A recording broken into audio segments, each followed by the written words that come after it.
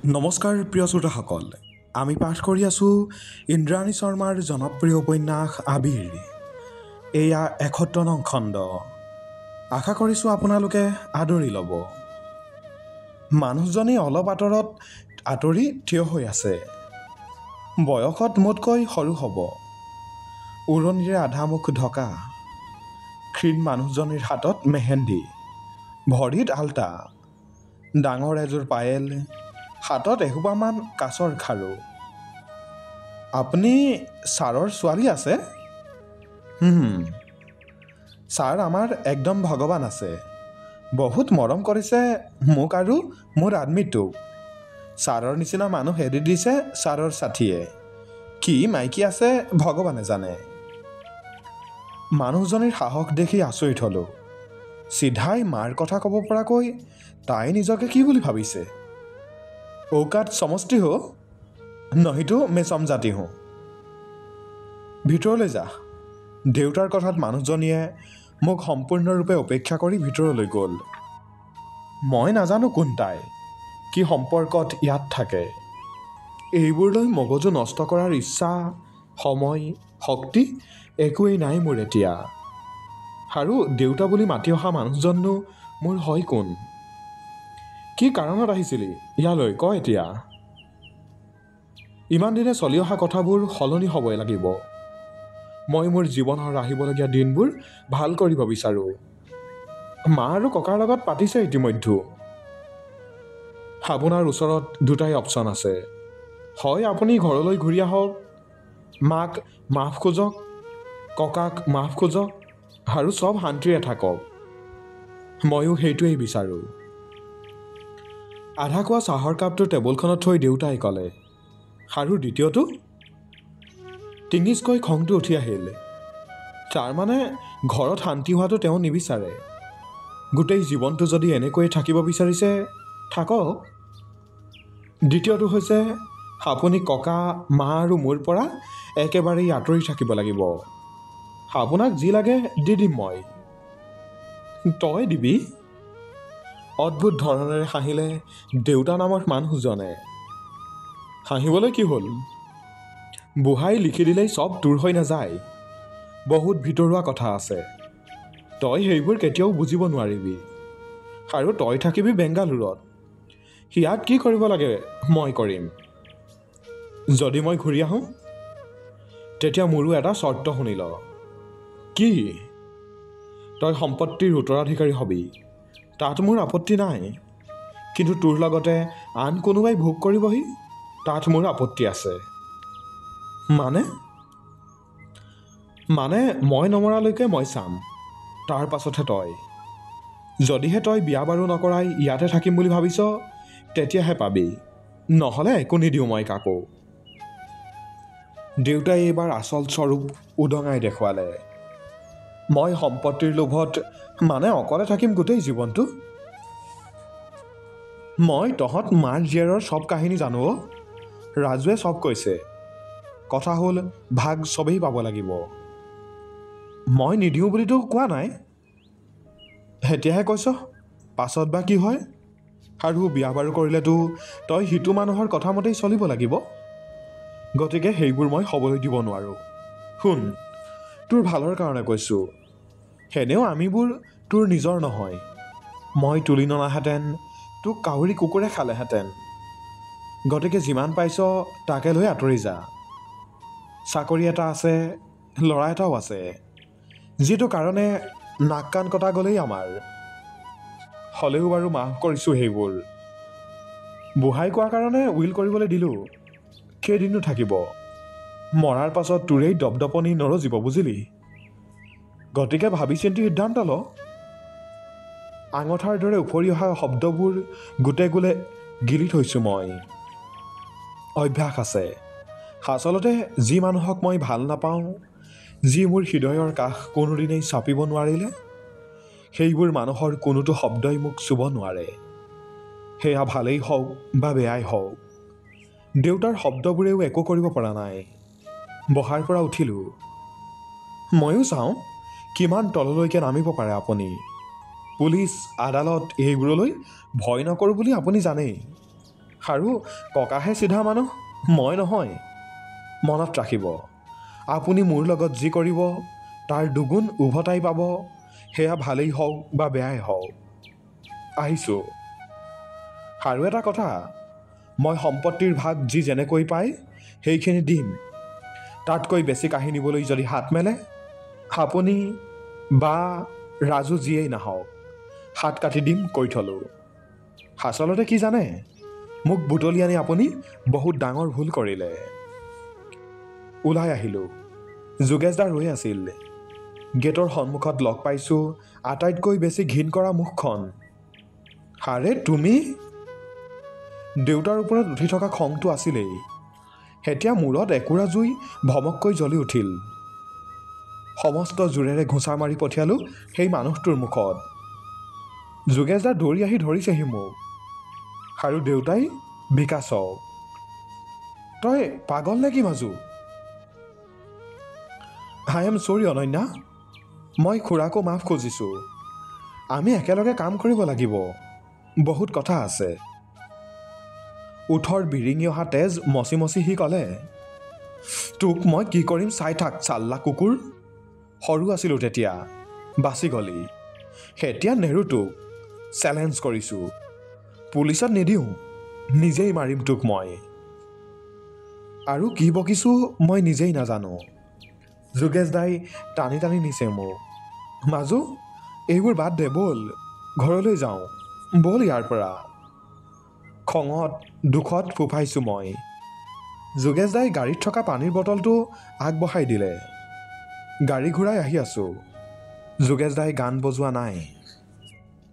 মাজু, তই সলনি হ'ব লাগিব। বিকাশৰ নিচিনা মানুহৰ লগত এনেকৈ লাগি নলবি। আপুনি কি বুজিব মোৰ মনত কি আছে? কাটি পেলাম তাক মই। নোৱাৰ তেনেকুৱা কৰিব। যিটো পাৰিবি সেইটো কৰ। তোৰ ককাই সদায় বুদ্ধিৰে যুঁজিছিল শত্ৰুৰ সৈতে। মানে? য'ত মাৰিলে মানুহ নিজেই মৰি যাব, তেনেকুৱা কিবা কৰাৰ কথা ভাবিবি। তাৰ মানুহজনীয়ে নাজানে সি কেনেকুৱা। কেঁচুৱাৰ বাপেক হ'ব সি অলপ দিনৰ পাছত। তই পাছৰখিনি ভাব। সিহঁতক অপকাৰ নকৰোঁ মই। আঁতৰাই পঠিয়াব পাৰিবিতো? বুজিলোঁ। গৰম গৰম পৰঠা খুৱাম তোক, ব'ল। তই কি কৰিবি, কেতিয়া কৰিবি, কেনেকৈ কৰিবি, ককাক বা মোক সুধি কৰিবি। মনত ৰাখিবি, আমি থকালৈকে তোৰ বাপেৰে একো কৰিব নোৱাৰে। যোগেশদা ককাৰ কিয় ইমান বিশ্বাসী এতিয়া গম পালোঁ।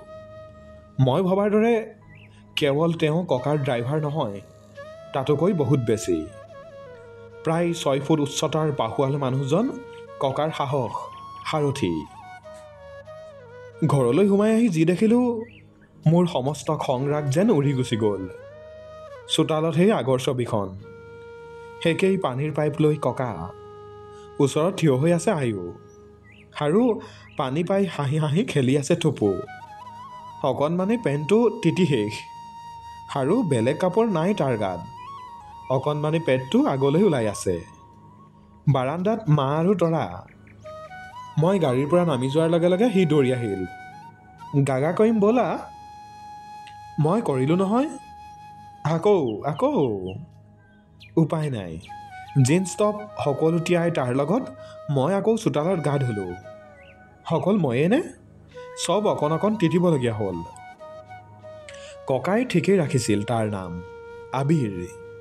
যিমানেই দুখৰ কলা ডাৱৰে চানি নধৰক কিয়, সি ৰামধেনুৰ সাঁথোতা ৰং লৈ উজ্বলাই তোলে আমাক। দেউতাৰ কথাবোৰ ভিতৰতে হেঁচুৰকি ৰাখি মই সকলোৰে সৈতে হাঁহি মাতি ভাত খালোঁ। আয়ুৰ মাকে বনাই পঠিওৱা কচুৰ জ্বলাখন মোৰ লগতে মায়েও খালে। মায়ে আয়ুৰ বাটিত মাংস অকণ বেছিকৈ দিয়া দেখি সি মোলৈ চাই চকুকেইটা ডাঙৰ কৰি দেখুৱাইছে। আৰু চবৰে মাজত থুপু বহি লৈ একেটা কথাকে চিঞৰি আছে, পেটু মামা ঘৰলৈ যাম, তাত ছাগলী আঠে।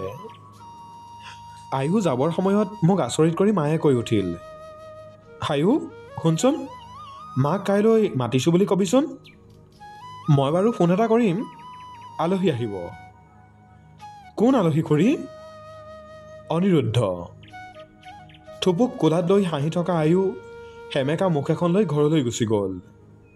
থাকক, তাৰ কথাবোৰ মই নভবাকৈয়ে থাকক। দেউতাৰ ব্যৱহাৰ, সেই পাৱেল পিন্ধা মানুহজনী, বিকাশৰ কুটিল চেহেৰাটো, এইবোৰ জানো যথেষ্ট নহয় মোক ভিতৰি শেষ কৰিবলৈ? ৰাতি ভাত খাই উঠি ককাই মোক নিজৰ ৰুমলৈ মাতি নিলে, লগত মা। বহুত দেৰিলৈকে আমাৰ মাজত একো কথা নাই। আৰম্ভ মায়ে কৰিলে, মাজু, ককা আৰু মই সদায় তোৰ ভাল চিন্তাই কৰি আহিছোঁ। আমাক ভুল নুবুজিবি। অনিৰুদ্ধ আহিব খুজিছে, আহক। কিন্তু বিয়াৰ পাছত কি হ'ব সেইবোৰ কথা আমি ভালকৈ পাতি ল'ব লাগিব। বুজিছোঁ। আচলতে মই একো নাই বুজা, বুজিবৰ ইচ্ছাও নাই কৰা। ই কি ক'লে? ককাই সুধিলে। দেউতাৰ লগত আজিকালি মাত বোল বন্ধ। একো নাই, মিছা মাতিলোঁ। মানুহজনক আৰু কষ্ট দিয়াৰ ইচ্ছা নহ'ল। আহিবলৈ কৈছ নেকি কাইলৈ? নাহে, কিবা কাম আছে। হ'ব বাৰু, আমি আছোঁ নহয়। ককা, অনিৰুদ্ধক মানা কৰিব লাগে যদি কোৱা, কৈ দিওঁ। তোৰ কি ইচ্ছা? নাজানো। আহিবলৈ দে মাজু। কথাবোৰ যিমানেই পিছুৱাই থাকিবি সিমানেই গধুৰ হৈ গৈ থাকিব। মায়ে মোৰ হাতখন ধৰি কৈ উঠিল, শেৱালি থকা হ'লে আজি। ককাৰ চকুকেইটা সেমেকা। আইতাৰ ফটোখনত হাতখন বোলাই দিছে। ছোৱালীজনীক আশীৰ্বাদ কৰিবা। ঘৰখনত বহুত দিনৰ মূৰত আনন্দৰ দিন এটা আহিছে। যা গোসানী, শুব লাগে আমি চব, কাইলৈ কাম ঢেৰ। ককাৰ ৰুমৰ পৰা ওলাই আহি নিজৰ ৰুমলৈ বাট ল'লোঁ। মায়ে পিছফালৰ পৰা মাত দিলে, মাজু। ওচৰ চাপি আহি মোৰ চুলিখিনি মোহাৰি কপালত চুমা এটা খাই মানুহজনী আঁতৰি গ'ল।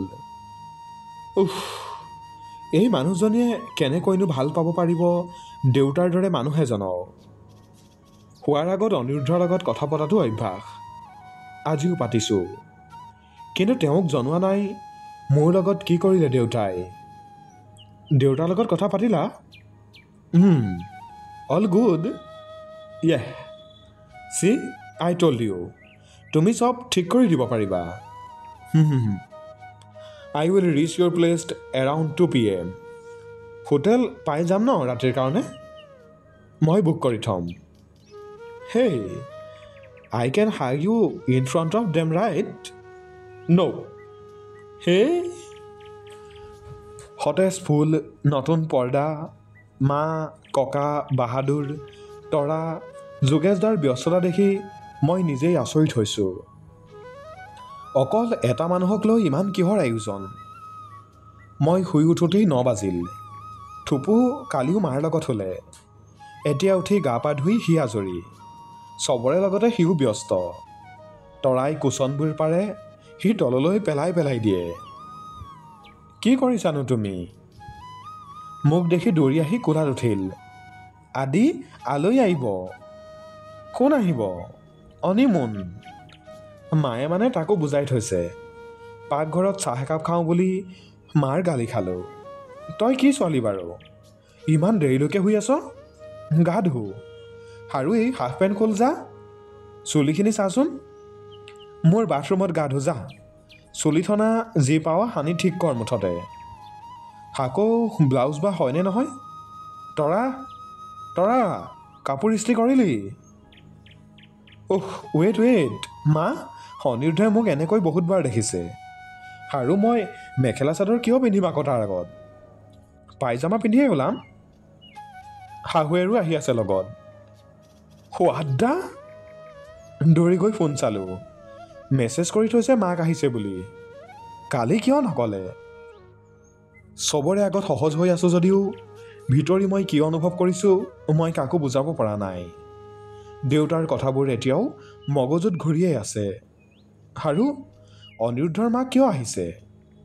তেওঁ যদি মোক ভাল নাপায়, থুপুক যদি মৰম নকৰে? মায়ে হাতত তুলি দিয়া আকাশ নীলাত বগা ফুল বচা বোৱা মেখেলা চাদৰযোৰ লৈ আইনাৰ সন্মুখত ৰৈ থৰথৰকৈ কঁপিছোঁ মই। মোৰ কাৰণে তেওঁ নিজেই পচন্দ কৰি উলিয়াইছে এইযোৰ কাপোৰ। ব্লাউজটো মোৰ জোখত অকণ চিলাই দিছে, চুলিখিনি নিজেই আঁচুৰি দিছে। এনেকুৱা সময় সদায় নাহে মাজু, সামৰি ল, সাঁচি থ। কি হ'ব যদি? একো নহয়, তই পাৰিবি, মই জানো। সজোৰে সাৱটি ধৰিলে মাক। মাবোৰৰ মাজত কি থাকে মই নাজানো। চুই চালেই যে আঁতৰি যায় সকলো ভয়, সকলো চিন্তা। এই গোটেই সময়খিনিত মোক 1 মিনিটৰ বাবেও এৰি দিয়া নাই থুপুৱে। মই বুজিছোঁ তাৰ মনৰ কথা। মোৰ দৰেই সিও চাগে ভয় খাইছে। মই মাক সাৱটি ধৰোঁতে সি মোক ধৰিয়ে আছিল। বাইদেউ, আলহী আহি পালে। মা দৌৰি ওলাই গ'ল। কলা সৰু ফুটটো কপালত লৈ মায়ে থৈ যোৱা সোণৰ গোটাখাৰু দুপাত পিন্ধিও লৈছোঁ মই। মায়ে বিচৰাৰ দৰে হওক সকলো। মানুহজনীৰ ইচ্ছা এবাৰটো পূৰা হওক। থুপুৰ হাতত ধৰি নামি আহিছোঁ। প্ৰতিটো খোজত কঁপিছে ধুবৰি, বাঢ়িছে উশাহ, বুকুৰ ধক ধক। অনিৰুদ্ধৰ মাত কাণত পৰিছে। কিন্তু আজি মোৰ ইমান লাজ কিয় লাগিছে? যেন আজি প্ৰথমবাৰৰ বাবে লগ পাম তেওঁক। ব'লা আকৌ আমি আলৈ থাম। বহুপৰ ৰৈ থকা মোক টানি নিলে থুপুৱে। পৰ্দা উঠাই থুপুক কোচত তুলি ওলাই আহিছোঁ।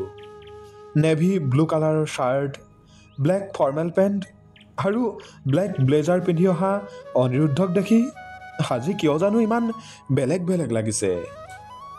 ওচৰত বহি আছে তেওঁৰ মাক, একেই সুগহী মুখ, চকুযোৰ হাঁহি থকা। পাতৰ শাৰীখন মিলি গৈছে মানুহগৰাকীৰ লগত। একেবাৰেই কম অলংকাৰ পিন্ধিছে। প্ৰসাধনবিহীন মুখখনত কোমলতা আৰু সৰলতা বিৰাজমান। খোজবোৰ আগবঢ়া নাই। থুপু হাত এৰি দৌৰ মাৰিলে। একেকোবেই মাৰ ওচৰ পালেগৈ। চবেই একেলগে মোৰ ফালে ঘূৰি চালে। আৰু কোৱাৰ দৰেই চবকে আচৰিত কৰি অনিৰুদ্ধ আগবাঢ়ি আহিল, একদম যেন সাধাৰণ কথা। ঠিক তেনেকৈ মোক লাহেকৈ হাক কৰি ক'লে, মিছ ইউ অনন্যা। প্ৰিয় শ্ৰোতাসকল, পৰৱৰ্তী খণ্ড শুনিবলৈ আমাৰ সৈতে সংযুক্ত হৈ থাকিব। ধন্যবাদ।